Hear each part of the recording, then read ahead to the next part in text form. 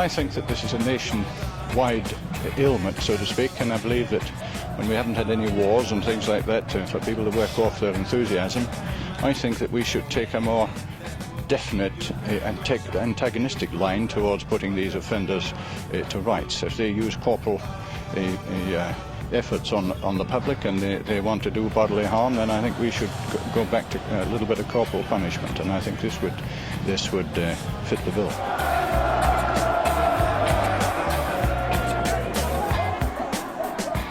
We used to sort of turn up and deal with whatever happened. Now we're intelligence-led. The police training to deal with public order incidents has improved dramatically over the last 20 years, and the command training has improved dramatically to a point where I believe we're very professional at what we do in the way we police football matches and assist the club discharging their safety responsibilities. Fighting on the terraces is as old as football itself.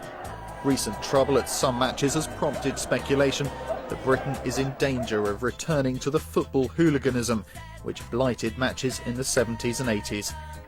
Today the emphasis is on crowd safety rather than crowd control, but government policy has not always been so clear. Back in the 60s, politicians were reluctant to take hooliganism seriously. It was considered a football club issue rather than a problem for society as a whole. There was a problem with hooliganism in the 60s, a rising problem, really. Initially we were fearful about, because we thought we'd somehow caught this from the Latins or from the Continentals. We'd started to play football in Europe regularly. There was a fear that we'd learned some of the worst aspects of the behaviour of foreign fans.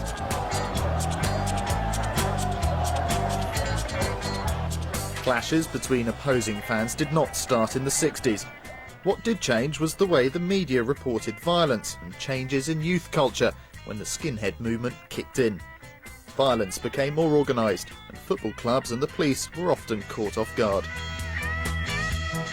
I don't think it was in their interest to acknowledge it, to be honest. It's always been a very political arena. Football clubs don't like the idea of the media saying, well, you know, your fans are pretty bad. They don't want that. It doesn't sell merchandise. It doesn't, you know, there's a kind of disrepute to that, and they don't like it. You're doing duty inside the ground, you're Sector D. Bristol, like other big cities, had its fair share of crowd violence in the 70s and 80s. 30 years ago, any problems with hooligans were dealt with by the police, whom the clubs had to pay, as they do today. Indeed, I mean, they purport to support Bristol Rovers, but last season we paid over £3,000 for police services, and obviously this is going to escalate if we get continuing trouble at the stadium. You say you're going to be talking to the police about stricter security precautions. What about the longer-term thinking within the club itself on how exactly you're going to cope with this problem, indeed stamp it out? Well, it has been suggested that possibly the supporters club could provide stewards, but on the other hand, it's going to take a very brave man to face 50 or 60 hoodlums with a reasonable chance of being quite severely injured. Our objectives today is to maintain public safety and minimise disorder. Today, the approach to controlling unruly crowds is much more strategic and sophisticated. Before the fans even enter the ground, the police will know any potential troublemakers. In the past, the police tactic was reacting to trouble rather than preventing it.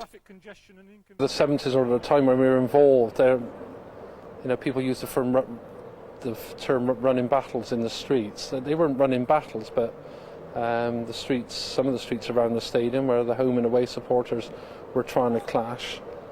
It took a lot of policemen to clear the streets, and it was hard work clearing them away from the streets after a football match, which is a great pity with football. But it was bad, and certain teams carry certain reputations, and you can envisage the sort of problems we were going to get even before they got here. But yeah, it was bad, but thankfully now that those sort of things are few and far between. It was very much, you know, any kind of force, and it was a push-back approach. You know, if you push towards us, we're going to push back 10 times harder, horses and batons and so on. All of the major large cities had hooliganism problems. The Bristol area had problems in the way that many other places did, perhaps particularly when well-known hooligan groups visited that area. I think there were a number of incidents involving Bristol fans and Millwall fans. And so Bristol fans were definitely a part of this new hooligan development. David Gill, a lifelong Bristol Rovers fan, admits to being a football hooligan who once thrived on the excitement of pitched battles on the terraces. He's now a prison chaplain at the Young Offenders Institute in Ashfield and a respectable fan. Well, back in the 70s, I mean, it was absolutely rife. It was going off all the time. I remember being quite sort of scared as a kid, sort of watching people brawling on the pitch and running backwards and forwards. So you just sort of grew up with it, really.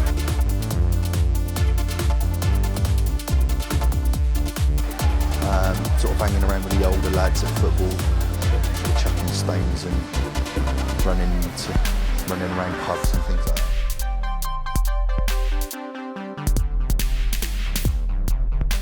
In the late 1960s, the sports minister Dennis Howells grew uneasy about the increased levels of football-related violence. In what was considered an unorthodox move at the time, he asked a psychiatrist, John Harrington, to research the profile of a hooligan. His reports concluded that the typical hooligan was a young man from a traditional working-class background. The influences on hooligans included the behaviour of players, the success of the team, the quality of refereeing, design of the stadium, media coverage, and the changes in society and attitudes to authority. Excitement is just feeling for that kind of, just for that, you know, whatever it is, 10, 15 minutes, that you're invincible, that you're part of a sort of a big group of lads that are all intent on the same kind of thing. I mean, with England, you actually feel that you are England, that you are there and you are taking England to a foreign country and invading it, really. I know it's sort of a warped way of looking at things now, but yeah, that's what we thought at the time. Well, Harrington's important because it's the first serious academic work on hooligans. You know, it has a social policy emphasis, obviously, because the minister has asked Harrington to do this work. But it also has the beginnings of a serious academic focus on hooligans, and it raises the profile of hooliganism. Having written his preliminary report, John Harrington assumed it would be published. It wasn't. So Harrington leaked his findings to the press, causing dismay in Whitehall. Declassified documents from the National Archives show behind-the-scenes squabbles between the Sports Minister Dennis Howell and his civil servants. It seemed the government was not ready to face up to the problem. There's quite a few things which are interesting in those documents. I mean, one is the unhappiness at civil servants, really, with their minister, that he's asked this psychiatrist to go off and look at hooliganism. You know, they're also very unhappy that Harrington has gone back to look at earlier work on safety in football stadiums. So Harrington begins to say that the idea in the 1940s that we should have a national framework to make sure that football grounds are safety, Harrington says maybe we should look at that again. Maybe that's a good idea. And civil servants are clearly unhappy about this too, because they begin to say, well, this is dangerous. Who's going to pay for this? Whose responsibility is this going to be? We don't want to go down this route. I am W-O-O-O, and I'm still here again. So 35 years ago, the government refused to be drawn into the debate about football hooligans and crowd control. The documents reveal a conflict between the Ministry for Sport and the Home Office over who should finance research. The priority of football clubs was to spend money on buying new players instead of improving safety, so warnings went largely unheeded. Today, that's changed. The present-day average crowd of 13,500 at Ashton Gate is far less than a few decades ago. We regularly put in 30,000 plus into Ashton Gate, and I've been here when there's been 38, 39,000 in a ground that was a lot smaller in terms of its size than it is now. I mean, the big stand directly behind me, the Dolman stand, was like a wooden shack with a bit of terracing on it. So you can imagine how squeezed it was in there once you got into the 60s and 70s, when things became a little more volatile and you were still putting in big capacities, and there was the potential for trouble.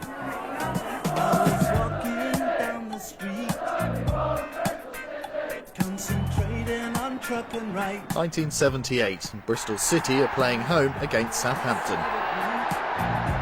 Why did you try and get into the Southampton terrace? Because we're harder than them, ain't we? Did you want to have a fight? Yeah. Have you brought any weapons with you? Now we chuck them away. Why did you want to have a fight? Because they're Southampton, we're Bristol City. Wouldn't you be worried about getting hurt or even getting arrested? No, because we're the Army, Bristol Army. I say I don't like cricket. I love it. The 1989 Hillsborough tragedy was a defining moment in the approach to football crowd safety. In part 2, a police operation at Bristol City's Ashton Gate shows just how much crowd control at football matches has changed. A local derby between Bristol City and Swindon Town in August this year. It's one of the half-dozen or so matches during the season at which there's a heavy police presence. The club is responsible for safety inside the ground, with the police providing backup in case of any major public disorder. Unlike matches 30 years ago, stewards have the responsibility for ensuring the crowds are safe. We've had to improve CCTV within the stadium. The stewarding training is more professional now. And we've learned if you control the crowd safely, if you approach them properly, then you shouldn't get the problems. Unfortunately, you'll always get a small minority who want to cause some sort of problems. The club are responsible for monitoring the CCTV, so you will find that the safety officer will be there. He will have probably 2 people monitoring the CCTV. There will be 2 police communication operators in there, effectively working to me. My football liaison officer will be in there. He's an individual that we have that liaises on a constant basis with the club here at Bristol City in this case, and with other clubs nationally. He's the person that works with the intelligence officer to build up a picture of not only the City fans but the visiting supporters and what their likely behaviour is going to be.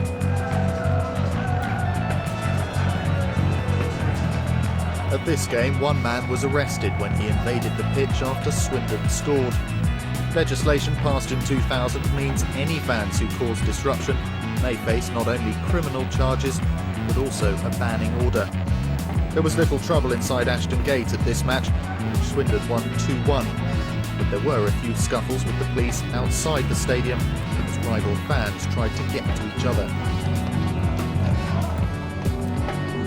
So effectively what we've done here, we've put a cordon around, giving the Swindon fans the opportunity to wait there and be escorted safely back to the railway station. And the other thing we've done here is sort of cordon the car park off with a cordon of officers up through to keep the home fans and the Swindon fans separate. So effectively you've got 2 funnels at the car park, so divided up by police officers separating the 2 sets of fans.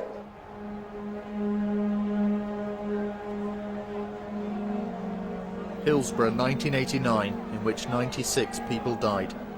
The cause was not football hooliganism, but overcrowding, an unsafe stadium and a lack of police control.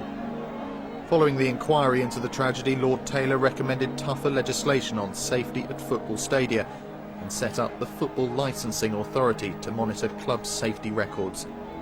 Each club has to have a licence for a match to be played. Police nowadays are trained not to make the assumption previously made by some officers that all football fans are hooligans. Along with the attitude to safety, it's a far cry from the past. The key thing was making the ground safe, and they weren't safe, some of them then. Terraces were caged in, the barriers weren't safe, they weren't tested properly, the actual spacing of them they weren't right, the capacities weren't calculated correctly, so some grounds were overcrowded. And that all added to the feeling of uneasiness, which I think sometimes added to a bit of unrest as well.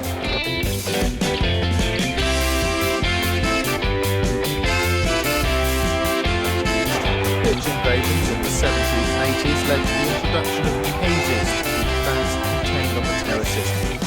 But as documents, now declassified from the National Archives, show there was real concern that penning the fans in could lead to a tragedy.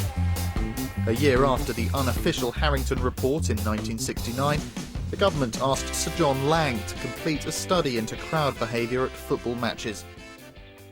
The documents show that 20 years before Hillsborough, Lang was recommending increased seating to reduce the potential for crowd trouble and prevent a major catastrophe. One thing that Lang does say very strongly is it's clear to him that seats are very positive developments and that clubs should think seriously about having more seating. He thinks seats is a good way of dealing with hooliganism because it regulates behaviour inside the stadium, prevents people moving around. I mean, if you treat a person like a caged animal, you're going to get the response like a caged animal. But I say that's the benefit of hindsight. It was thought to be the best option at the time to stop the regular pitch invasions. But of course, it turned out to be one of the worst things that could happen with following Hillsborough. Of course, it was at Hillsborough we realised that seats might have done a lot to make stadiums safer, particularly in relation to fencing. Because that's another thing that Lang talks about. Talks about the possibilities of having perimeter fencing around stadiums, but also the real dangers. And actually, while he's reporting, an incident occurs at a match at Newcastle where people escape from the terraces onto the field as fighting takes place in the stadium. And Lang says, look, we need to realise that people need places to escape to. And there's great dangers in having unclimbable fences. Ironically, within a few years, we have unclimbable fences at our stadiums, and we know that those types of fencing were one of the reasons why people were killed at Hillsborough. The problem with putting fences in is people will naturally move towards open space. They will try to get to open space. And of course, it just becomes a crushing area. People will die, and people did die because of fences. So I don't agree with putting fencing in. I think people should be able to escape onto the pitch if necessary. The hooligans came rampaging down here and into Coronation Road, where their first target became this old people's home behind me. Windows in... These pensioners are all members of Bristol City Senior Reds and have stuck with their team through decades of highs and lows. They welcome the all-seater stadium as a big improvement on the bad old days. I think all-seater stadiums are great in many ways. The problem is a lot of people, it seems to be up the north as well, they won't sit down, they keep standing up, and then it gets worse. And the advantage of all-seater, as I say it, is it's harder to rush across from one end to the other with the seats. The crowds were much bigger in those days. You know, sort of in the old third division, we used to be getting 25,000, big gates. It did drop off in the late 50s, but I know in the early 50s, when City were going well, nothing unusual, you'll get 25,000 plus. Especially when you're playing Cardiff, it was sellout, you know. I used to prefer to stand when I was obviously a bit younger. You had a better atmosphere. I mean, even now with the all-seater stadium, which had to come into force after the Hillsborough disaster, people still stand up, you see, if they see a goal coming, and unfortunately it can block other people's views. March 2001, and minutes after Bristol City had played Millwall, a steward is punched in the face. We've gone to Millwall. See Millwall down the City Ground? We left home about 2:45. When we get down to the car park outside the City Ground, just to go in, they all started shouting. It was all Millwall supporters in amongst them. And they were just going berserk at the police. The police up there trying to out, and a young policewoman come along and took us in. That's the only time that we were really scared. It took the loss of 96 lives at Hillsborough to really change political and police attitudes to crowd safety. More government money became available for improving stadia, and the two top divisions were told to introduce all-seater grounds. Obviously, the Taylor report after Hillsborough made it a rule that there were certain rules on terms of which division you were in and the length of time that you could achieve that in. But the aim was to get all the Football League grounds and obviously the Premiership into all-seater grounds. In our particular case, when we eventually put in this stand just behind us in 1994, the Atio stand, that was an old open-end terrace. It's now, as you can see, a 4,500 seater, and at that stage we became all-seater. And once we became all-seater, then legally we've got to stay there. We don't have the option to go back to standing terraces, and that's made a big difference. Things have improved, the legislation and the requirements for the needs of a modern stadium, not only CCTV, barrier strengths, all sorts of control. The legislation which has come in now has made invasion on the pitch almost taboo. Given the very clear warnings issued in the 1960s documents, 20 years before Lord Justice Taylor published his report, was Hillsborough a disaster which could have been prevented? I think Harrington had seen that. I think Lang had seen that too with respect to fencing. And both of these reports really were ignored. Harrington because there was resistance to the idea of a national statutory scheme for safety with clear guidelines. That didn't come till much later. Lang was resisted with respect to his recommendations on seats. Lord Justice Taylor, of course, brought both of those things in the late 1980s. I think we've learnt, sadly, through disaster. I think we've learnt through events that have taken place. I don't think we've learnt a lot through documentation, because I don't think we've had access to all the documentation and all that goes with it as well, the little notes that are flying about and what have you. So I think, unfortunately, we've learnt through the government being pressurised by events that they can't just push away and push under the carpet. They're too big.